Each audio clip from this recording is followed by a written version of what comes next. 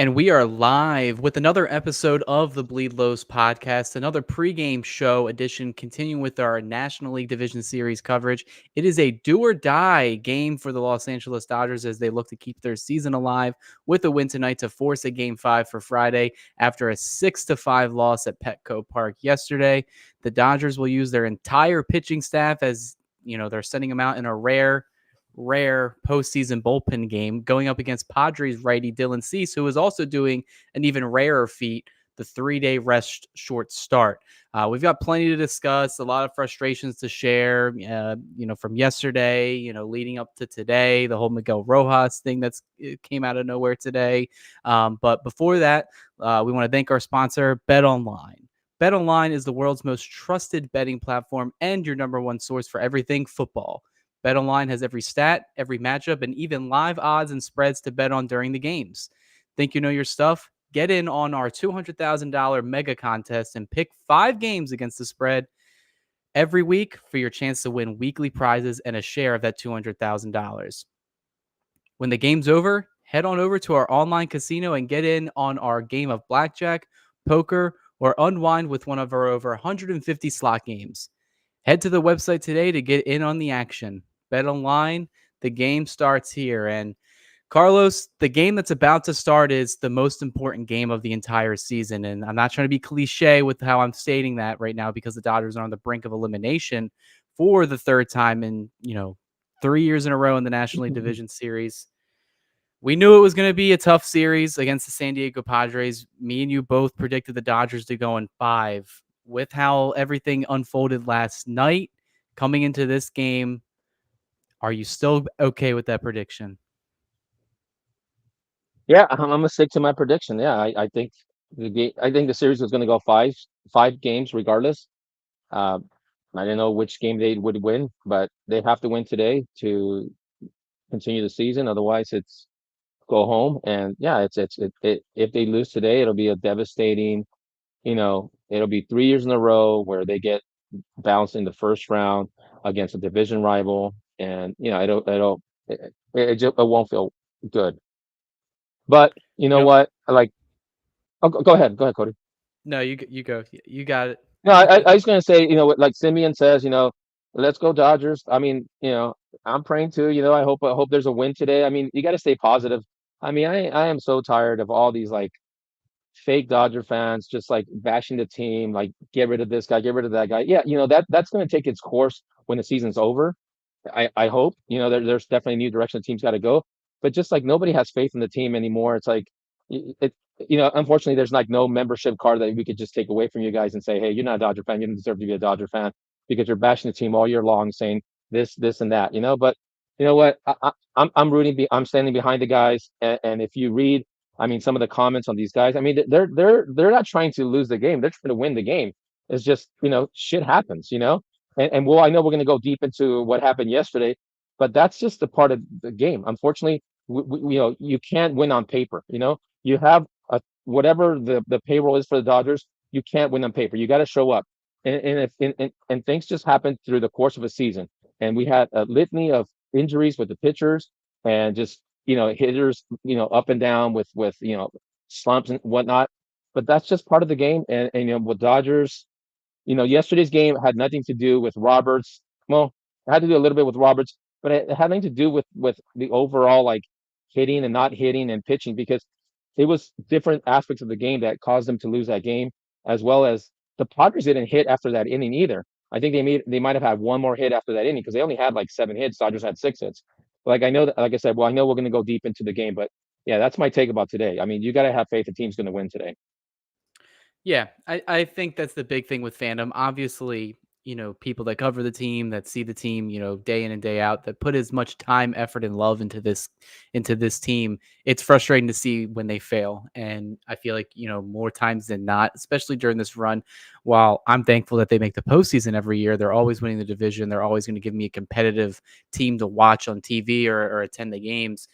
When you get to October, you know, things just change. It's either they win it all or everything's a failure. And even the players have said that that's kind of hard to live up to. But I think when you the offseason you had. And granted, a lot of those guys aren't playing. Like Tyler Glass now isn't involved in any of these games. So a lot of the offseason work that they put in, just this isn't the team that they had on paper, but that's up to Andrew Freeman to, adapt and put his team into best position to win with all the injuries, with all the changes. So I feel the frustration. I am a frustrated fan, but at the end of the day, like you said, I'm still praying and hoping that they win tonight and they win on Friday if there is a game 5. I just don't think there's any way around it. I know I've seen some people on social media that are just saying, hopefully they just lose. That way they can just can everybody in the front office or Dave Robertson. Guys, I got news for you, and it could be something that we talk about later. Even if they lose this game, I probably have it at like 5% chance that Dave Roberts gets fired or anybody gets fired. If anything, it's maybe some more guys behind the scenes, training staff. But for the most part, I think they're complacent with the way things are running right now. Because I don't know if you agree or disagree with me, Carlos. I don't think Dave Roberts, is the reason why the Dodgers are losing this series right now. Yeah, we'll get into it about the Manny Machado interference with the baseline. Maybe Roberts should have shown more, enthusiasm and go out there and talk to the umpires at least, or have them convene. But I think he's pretty much pressed all the right buttons this postseason so far. It's up to the team to win these games. Yeah, yeah. I don't think Roberts, all three games we play, I think Roberts has done well. The only thing I'm going to blame Roberts is, and I will mention to you guys, is on that play with Manny Machado. Yes, a lot of players, because I was watching the post game, a lot of players, Derek Jeter, Harold Baines, on different networks were saying they had no idea about that rule, and the only guys who knew the rule were guys who had to look it up. Besides Manny Machado and the Padres staff that, according to them, saying that they practice this in spring training, they knew about the rule, and apparently the Dodgers did it. I guess Robertson, but that's not my point. My point is at that aspect of the game when Freddie goes to his knees, throws it, Manny runs into the grass area, hits him in the back of the shoulder, ball goes into left field, and and the team kind of loses control right there. I would say Robert should just go out there. He should have gone out there just to slow down the game, just to have talk to the umpires. Even if he knew the rules, it didn't matter. He could have gone out there just to talk to the umpires, conference the umpires, tell them, hey, did you guys, any of you guys see any different angles that he was interference with the throw? It didn't matter if the umpire said no. It would have slowed down the game. Let Bueller calm down. Let the team see that this guy's fighting for you. And that's what last time Jason, the boatman, was on, and that's what we were discussing. That's what we missed from Roberts. And I think that, I mean, I'm not saying he should have got ejected, but he should have, just gone out there to just stop the game and just like, I don't know, just as a moral support for the team and control the game, the Dodger side. Because at that point, you would have runners on first and third, no outs. And then maybe after that talk, maybe Mickey doesn't try to do the double play by himself, which is another big play, right? And I hate bashing Miggy because he's played so well this whole season. He's done more than we ever expected him to do. But you know what? We're always going to remember the bad thing. And the bad thing is that he should have thrown it to Lux, underhand, overthrow, whatever, get the force out. That's a huge play. That's another huge play because that's one out. You cut that down to that one out. I mean, they score maybe, I don't know, maybe they score 2, 3 runs only, and we win this game. So this is what I think it was Manny Man who was saying about the game number 2 where Profar catches the ball and Rob's bets of the home run. Those little things in the game, they have a lingering effect on the outcome of the game and later on. So every little thing like that, especially in the postseason, it matters. It matters. So those 2 plays. I mean, give me your take, Cody. I mean, what did you see and what you think? I mean, the baseline thing, I don't understand a lot of baseball's rules because it just seems like there's whatever you think in your head, there's a explanation for why that said thing is allowed. In terms of this, it's a little more complicated, I guess, from what I've gathered, is that, in that type of force play situation, there is no established lane. It's only on a tag play. So pretty much the lane is whatever you want to make the lane to be. And that's what Machado, if he knew it, so be it. I'm under the assumption that he didn't know the rule, because how many baseball players do know the exact rules that are written within the lines? I just think, that some plays just find just the ball finds you, and whether it's on offense or defense or on the base paths, Machado's been, involved a lot this series, and it ends up, a ball ricocheting off his helmet, leads to a huge inning unraveling. I mean, I don't know. The baseball gods are just not looking good on the Dodgers right now. I don't know what we've done. I don't know what our sins are this season, but it just seems like a lot of unlucky things have happened, especially in Walker Bueller starts. There's a lot of stats out there that show that the Dodgers defense, for whatever reason, is just dog shit behind Bueller, and I don't understand because I thought for the most part he looked pretty good yesterday. If I'm going to give one thing to gripe about him, is that inning where everything unraveled, there were so many. I can't remember the number off the top of my head. I would say almost every batter in that inning had at least two strikes, and he was unable to put them away. They were being they did what the Padres do best, and that's put the ball in play and let the defense work. The defense coming in the series was something I was not worried about at all. Obviously Freddie Freeman having the bum ankle, the big question mark with him was how good would he be defensively, and we saw there on that play he fielded it, but he was unable to get up and quickly throw it over there. He had to throw it from his knees, where I think a fully healthy Freddie Freeman has the time to pick it, get up on his legs, and then throw it. And then instead of hitting Machado, is throwing over Machado. So that's one right there. The Rojas play, I know he's had a groin injury, but I just don't know what he was thinking there. Merrill Kelly's the runner from first base going hard into second base. If you get a flip, then you get the lead, you get the runner at second, and then if Lux can't get, the out at first, it's whatever, because wouldn't you rather get one out than no outs? And I feel like that a veteran as Rojas, as good as he is, brought to be on this team for defensive reasons only. Yes, he's had a really good year offensively, but that just seemed like a bonehead play. And I see people already commenting in the chat right now. There was a picture that surfaced on social media. Uh, guess he was caught at a casino either before, sometime before Game 3. I don't really know. Nobody's gonna ask Rojas, I imagine, about this at all, which is kind of unfortunate. I believe the clubhouse was closed to the reporters for the Dodgers today. So what do you make on that whole situation with Rojas and the picture? You've seen it, right? Yeah, yeah, I saw it earlier. I mean, I don't make anything out of that. I mean, that has nothing to do with the bonehead play he made, unfortunately. Like I like Miggy. I think, like I said, he's done more than we expected him to do this season.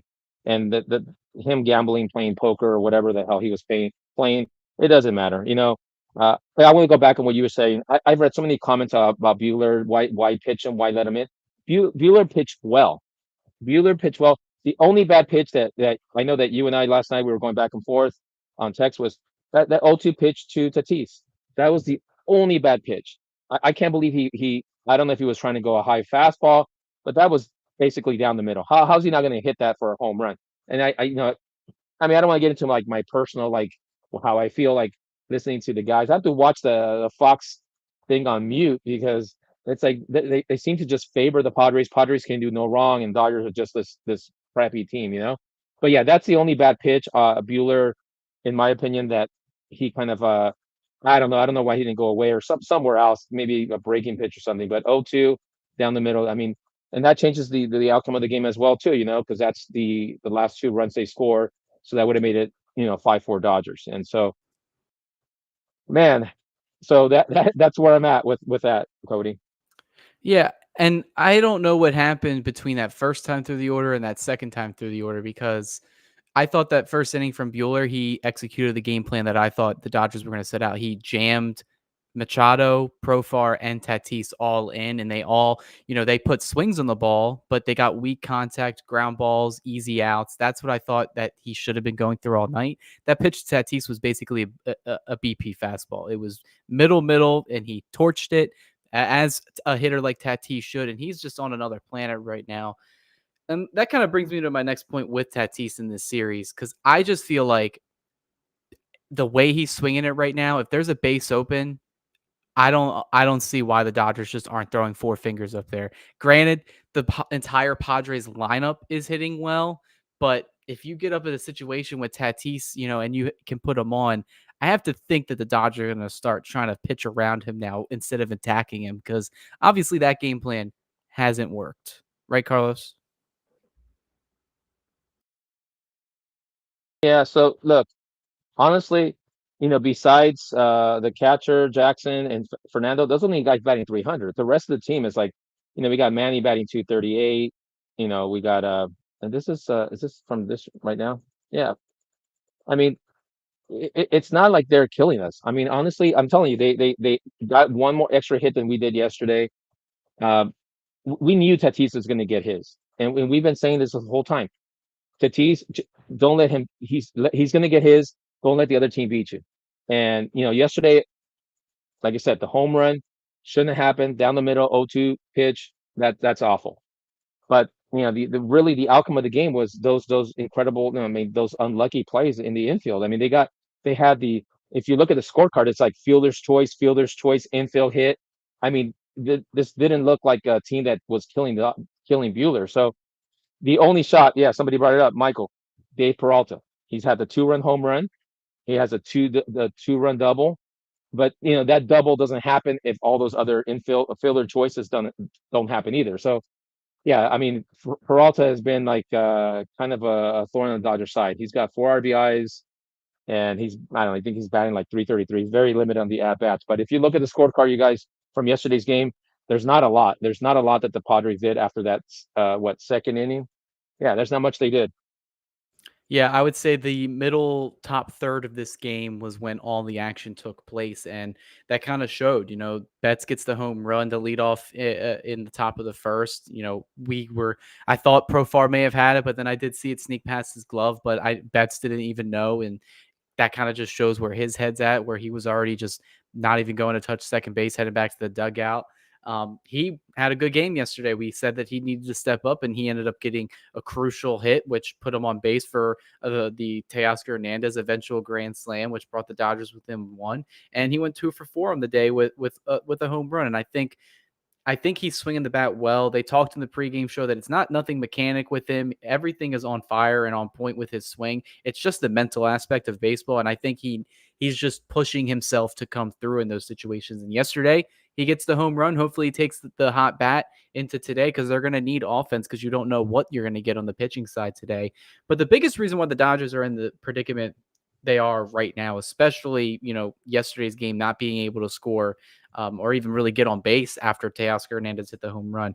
Ohtani so far after hitting that home run is 1 for his last 10 with 6 strikeouts, and Tanner Scott has been his kryptonite this series, has 3 of those and got one of them last night looking. So it seems like the Padres have figured out Ohtani right now, and it's up to Ohtani to adjust because just like Roy Estrada put in the chat, the Dodgers go as Ohtani goes. And if Ohtani's not leading off the game with some fire, the rest of the lineup, especially after they just made the update today with no Freddie Freeman, there really just isn't much else that's working right there. And I know they made some changes. They put Chris Taylor in. Kike Hernandez is playing, which is something that I was hoping that they would do today because they signed him to play in October and he's only had 2 at bats this so far this series. But the biggest reason why they lost last night was after they steal some momentum, hit the grand slam, bring it to a 6-5 ball game. They go 1 for their last 21 after that. And the one hit was just a single by Freddie Freeman.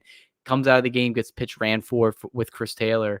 And just they can't get anything to come up from it. The Padres bullpen, which we said was, struggling coming into this series and struggling at the end of the regular season, they just outmatched, the Dodgers. They've just been working better right now as a unit, especially those last 3 innings. It's a tough task to go against, Scott, and Suarez, and I think what's his name, Jason Adam.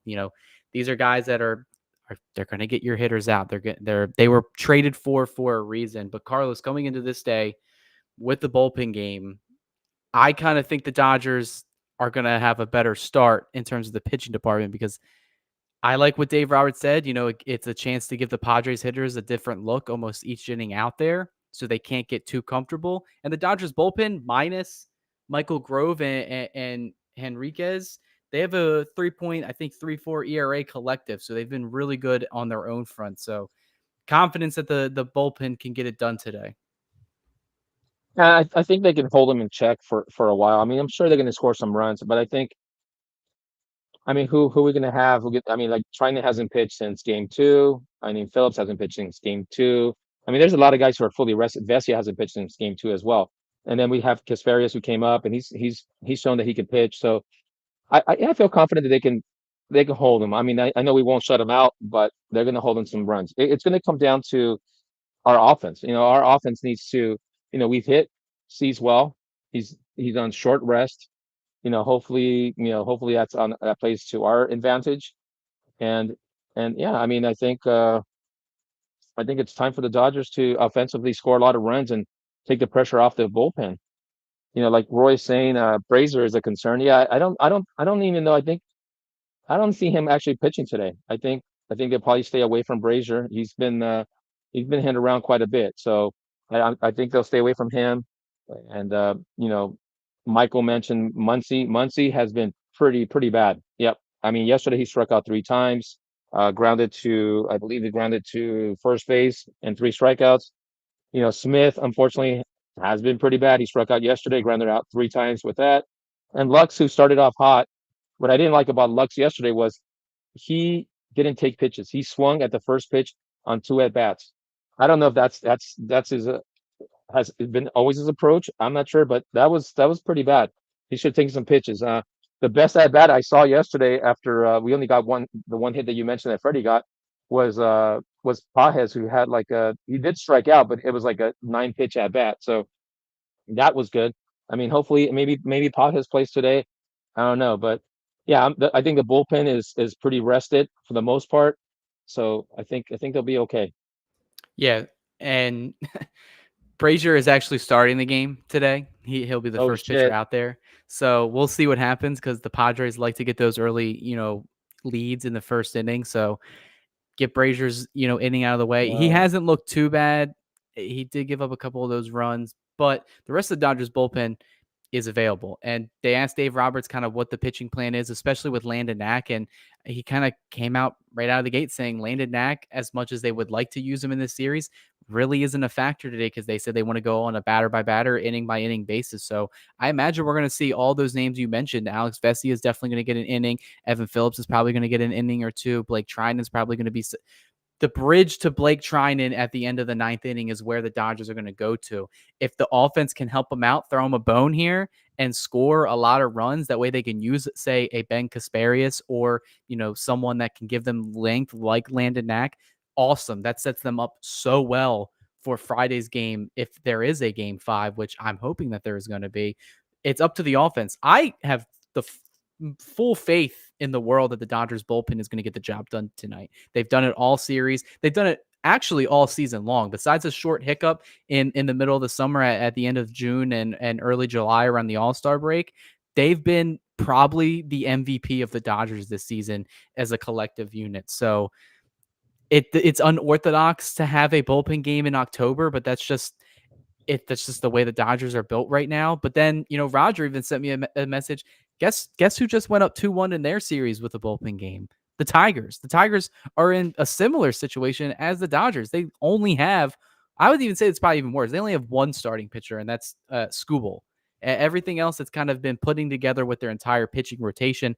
I think right now, these next 2 games is exactly that. That's what the Dodgers are going to have to do. They're going to have to just put pitchers out there that can get outs. Gone are the days right now of, hopefully my starter gives me, 5 or 6 innings. They just need to get outs right now because if they don't get some of these outs, they're not going to win this game. And they have to set the tone early with the bullpen. The one thing I'm interested in is it's been a while since I've seen a starting pitcher go on short rest. And for a pitcher like Dylan Cease, who has struggled with injuries on his career, he just pitched his career high in innings this year at 189.1, tied a career high in games started with 33. He's never pitched on 3 days rests in his entire career because, Carlos, that's just a foreign thing now. The only pitcher I knew that did it regularly was Clayton Kershaw in these types of games. And we could say how well they worked out for the Dodgers. I can only pick like maybe 1 or 2 times that it actually worked for the Dodgers case. So all the numbers for pitchers that go on 3 days rest don't bode well. And even when he's been on his regular 4-day rest cycle, he still has a 3.65 ERA this season or throughout his career. His career at Petco Park, he actually has a 6-8 record with a 3.26 ERA. And you got to look at the postseason numbers as well. Coming into today, ERA at 12. Game 1, the Dodgers hit him around. Are you surprised that the Padres decided to go with Cease on short rest here, or do you just think they think he's confident in him? No, I'm totally surprised. I'm surprised that they did it. I m My belief is that they did it because they want you Darvish for game 5. That's why they did it. So they're willing to, instead of using, I don't know, instead of using the bullpen or the guy Perez, they said, "You know what? Let's try Cease, see how it goes." Because they have, I guess they have, even though they're going to go Dodger Stadium if they lose, they kind of have the upper hand. He's going to say, he's going to be like, you know what? If we're not in this game and we're getting blown out, I'm going to save my bullpen for Friday's game. And I think that's the approach he's taking. I haven't seen the press conference. I don't know what he's been saying, but that's my take. I think that this is all in case it doesn't work out for them. Yu Darvish is starting game 5, and we've seen what he's done historically against the Dodgers, and that's going to have to change if there's a game 5. But yeah, I was surprised initially, and then I started thinking about why he might have done it. That's the conclusion I came to. The press conference with regarding Cease is, they said there's no chains on him. So if he wants to go and he's looking good, they're gonna let him go as long as he can. In my opinion, you already mentioned his name. I don't really see Cease going deep into this game. They'll take it inning by inning with Cease as they will with any postseason game. But someone already mentioned in the chat, maybe the plan for the Padres is what I'm thinking is that you get Cease to go 3 innings and then you go straight to Martin Perez, who's been pretty well for the Padres this season. A lefty pitcher can really silence a lot of those lefty bats, potentially even Otani in a situation. But I think the Padres are kind of going to manage this similarly to a bullpen game as well. They're going to go to their high leverage relievers early. They want to end this. They want to end it today. They want to end it at Petco Park. They want to end it in front of their fans, just like they did in 2022. And you're right, Carlos. They're setting this up because if they do have to play a game 5, they can go to their best pitcher against the Dodgers, and that's Yu Darvish, which would set them up pretty well for a game 5. More than likely it'll probably be Jack Flaherty versus Darvish if there is a game 5, but I would say all hands on deck in terms of the starting rotation and pitching staff. But yeah, I'm surprised a little bit that they're kind of letting Cease start this game. We saw the Brewers, go to Freddie Peralta in the bullpen in the wild card series after he started game 1 and then came in game 3. It's October. You'll see anything here. So I don't know. The Padres, I think this bodes well for the Dodgers. If you're asking me, and I'm not even trying to sound confident, historically speaking, 3 days rest starts just don't work out. And the Dodgers, they could potentially be getting a gift here, could they not? Yeah, initially that's how I saw it too. I saw like, wow, it's Cease, and we've hit Cease well. We work work the counts, get his pitch count high. I mean, it's just everything just seems to be playing to the Dodgers' hand for them to get into that game 5. you know. But like we said, everything on paper looks good. The team needs to execute. We can't have these mental laps on the field defensively. Can't give this team extra outs because anything can happen. But yeah, ultimately, right now on paper, the Dodgers should win this game because the Dodgers hit them well. And if they go into the bullpen, I mean, a lot of the guys pitched yesterday. A lot of the top guys pitched yesterday. So if they want to, I mean, if they really truly want to win in Petco Park today, they're gonna have to use some of those guys, Adam, Suarez, Scott. So I think right now Dodgers have an advantage. I don't, are they going to take advantage of that though? I don't know. I hope so. I hope they. I know we don't have Freddie today, so I mean, it's man, Bet's gonna step it up. Otani definitely has to step it up. I mean, like you said that somebody mentioned about the way if Otani goes, we go. And it's true. Otani's got to go have like a 3-4 game today. Smith has to step it up. Muncie's got to have some hits. Otherwise, it's just I mean, I mean that's it. That'll be the season if we don't step it up like that. I mean, Yeah. yeah, Maddie, man, it's loyalty, man. I do believe in the team. That's why I watch baseball all year long. You got to live or die by these guys. This is the team that's in front of us. This is the team we have right now. I mean, that's what we're going to have for the rest of this postseason. When you want to look into, say, future changes, that's what you do in the offseason. So I like it too, Carlos. I love it. I'm hoping that they go and win this game tonight. One of the guys that I mentioned earlier that I'm glad is in the lineup because I just feel like he hasn't gotten his due so far, and it's what he's known for, and that's Kike Hernandez. And in his career against Dylan Cease, he's 5 for 12 with a 1.250 OPS, and he's got a home run to go in there. We already know his postseason numbers. He's one of the better postseason hitters that's playing right now. He's shown up when the moments counted. Um, but I'm a little surprised that Andy Pages isn't in the lineup. And you mentioned it. Besides, Teoscar's, at bat in the Grand Slam, he probably had the best at bat in the last like 3 innings of the game. That 9 pitch bat. Pages isn't really good against right-handed pitchers, and that's just a fact. If you look at the stats, but I thought he looked really good out there. His defense in the center field is okay, but are you okay with Chris Taylor getting the start out there? Because he's also another guy that's been playing really well the last month of September, hitting 300 with the 122 WRC plus. But I just feel like sometimes you just have to let the kids play and then see if something different works. Because I feel like we've seen the same players out there like year and year after. What are your thoughts on that? Should have Pages gotten the start, or are you fine with him just coming off the bench if needed? I think Pages should have started. The issue with CT3, yes, he hit well at the end of the season. And we said play your hot hands. We're in game 4 now. He hasn't really played for over a week. I think has one at bat or maybe two at bats. I mean, that doesn't. I mean, that that's not good. I don't think that's a good move. Pages yesterday, at least he played yesterday, saw a lot of pitches, saw the intensity of the game, and he took it and it looked like it didn't phase him. But CT3, he's coming in. He hasn't played it. He hasn't played like in a week. He's come in here and in there.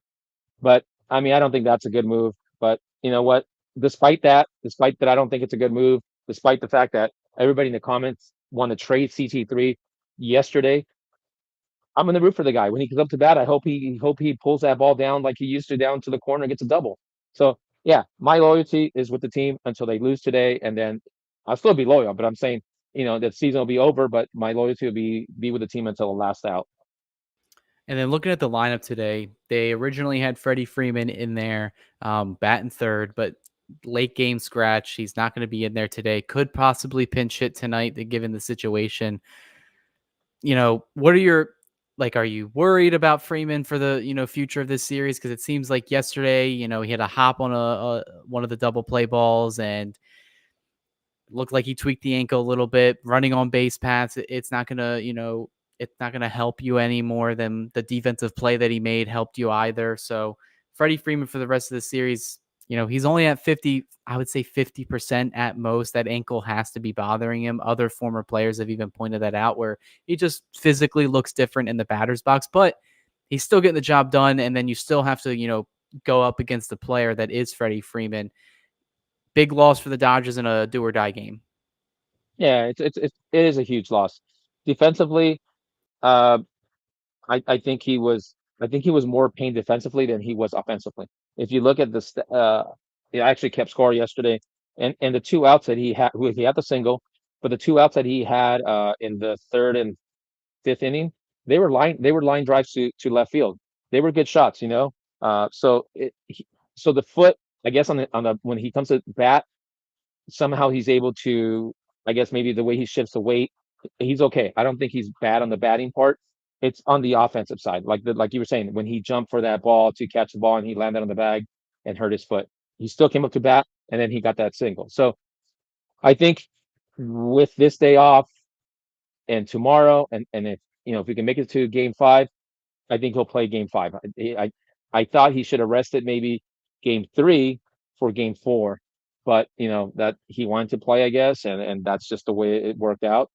And the first base, that's all the plays, anything hit in the infield, the first baseman's gonna be part of that play. So he's got to run to the bag, cover the bag, catch the ball. So yeah, it hurts the team a lot. It definitely Freddie in the lineup. The team is better with him in it, but hopefully we can win this game so that he can play on Friday. All right, we're gonna start closing it out here, but Carlos, I gotta ask you this. Obviously, the Dodgers have to win. What do the Dodgers have to do to come away with a win in this one today to force a game 5? This is all about offense. The pitching, I think that the top guys are going to do what they're going to do. the guys who, I hope Razor has a good game. Um, we got if Ben Casparius comes in, hopefully he has a good game. But I think it's really on the offense. We got to score runs, and I'm not talking about 2 runs, three. I mean, we got to score like 6 and more runs to win this game. I mean, that I think if we can get 6 or more, we got this game. We go to game 5. But yeah, it's all about the offense. The offense is the key to this game. Yeah, I 100% agree with you. It seems like every single year, this is the key issue. Like, regardless of what the starting pitching has brought you, the pitching staff overall has kept you in these games. They lose by 1 run yesterday. They just needed one or two more runs to get, 1 run to tie it, 2 runs to take the lead. They need their offense. They need their top of the batting order to step up. And with the loss of Freddie Freeman, it's putting a little bit more pressure on Shohei Ohtani, who's in a little bit of a skid right now. And you can kind of see it. He wants the moment, but they just need to follow the formula of game one. The bottom of the order needs to get on base. The middle of the order needs to work the count, work at bats. I'm looking at you, Max Muncy. Go back to whatever philosophy you were using your entire career with the Dodgers before this postseason. Work the counts. Get Dylan Cease out of the game. Get to their bullpen. Let them overwork the bullpen.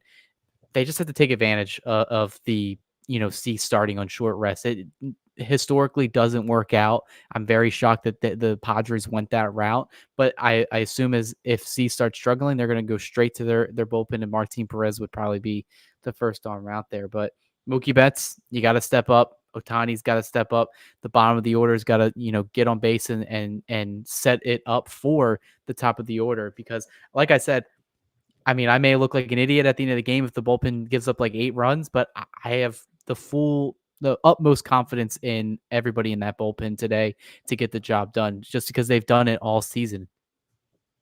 Yeah, I mean, it's almost game time. I mean, Cody, what's your prediction? You know, I hate to sound depressing, but I go back to what I went with yesterday, where I think if they lost game 3 at Petco Park, I was 99% sure they'll probably just drop game 4. And I would say I'm still leaning that way until this team shows me different. If the offense starts out coming off fire in the first like 2-3 innings, definitely going to say, yeah, the Dodgers are winning this game. Obviously, I want them to win, but just the way everything's going, I'm kind of leaning the Padres just wrap it up today. Yeah, I mean, I think if the Dodgers and he sees his pitching, I think like we just discussed, it's an advantage for the Dodgers. It's a disadvantage for the Padres. They have to score early, and hopefully the bullpen can keep them at 2 runs. So if the Dodgers win this game, I think it's going to be 6-2, and that's my prediction. I mean, the people in the chat, what do you guys think? I mean, I want to see Matty Man. I don't know if he left, but I would love to see your prediction, and Michael, who are Yeah. I think if the Dodgers win this game, it's because the bullpen, pitched a lot of scoreless innings and the offense got at least, 3 or 4 runs across. I know right. they're going to need to score more because I just feel like no lead is safe with this Padres team. And I think they need to be selective of what hitters they face and don't face.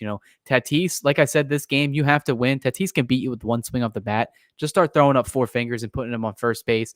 You've gotten everybody else out. You mentioned Manny Machado hasn't hit well this series. He's had he had the home run off of Yamamoto. He's had a couple bloop singles here and there, but for the most part, the Dodgers have held a lot of these hitters in check. The one that they just can't is Fernando Tatis Jr., and that's the one guy that they just can't let beat them tonight. If they do, then they just have to make sure that the offense is hitting. And like I said, they dug out, or the clubhouse was closed before the game today. I am assuming these guys are laser focused to get this game back to Los Angeles.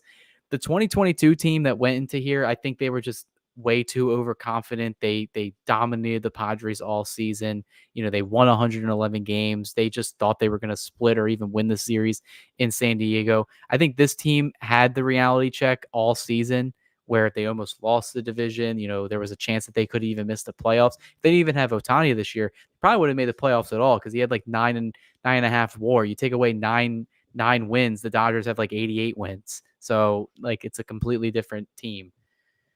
But I'm hoping they win today. I want to be talking on the post game today, which we are doing. We are doing a post game tonight, regardless of the score.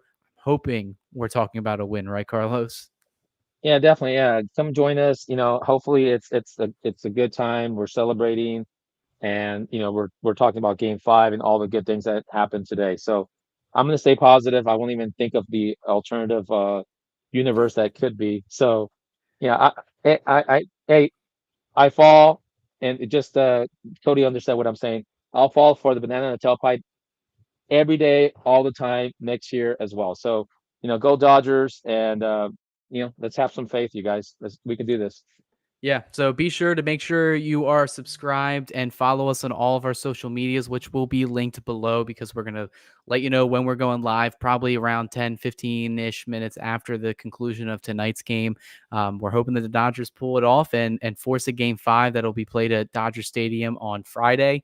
But that'll do it for this episode. And this episode is brought to you by Bet Online. The game starts here. Go Dodgers, guys.